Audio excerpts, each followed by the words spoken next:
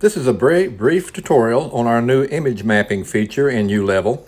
You can see from the home screen here. First off, make sure that you have your level connected to the app.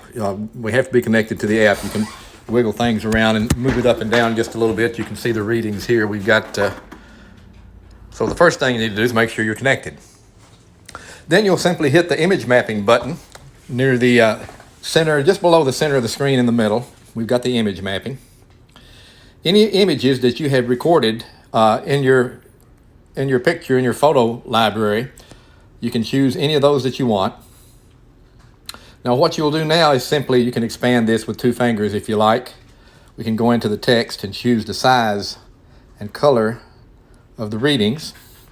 You'll walk over to this location. You can see I've already recorded several locations on this property, on this job site.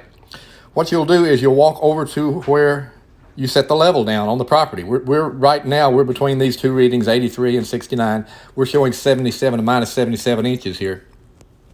So you just line these crosshairs up anywhere you are on the property. You have to set the level there, and you've zeroed your initial 0 starting point. We zeroed it at the corner of the building up here. So we simply walk down to this location. We can use the monopod, or you can set the ULevel directly on the ground, whatever you want to do. It's a little easier on the monopod sometimes.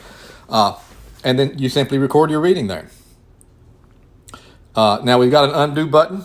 You can erase it, change colors, whatever you want to do. If you put it in the wrong place, if somebody stepped on your tubing or it hadn't settled out like you wanted to. But when you've got it where you want it, you just save it like you would normally. You can put a name with it.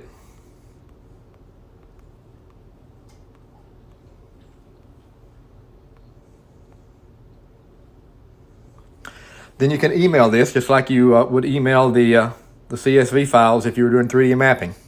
And once you email this into your UVision directory, this is the image that we will pull up, and I'll show you that on a video shortly. We've done a 3D mapping also, and we're going to overlay this image over top of the 3D mapping. It creates an extremely useful map of the property. It's a bird's eye view is what it is.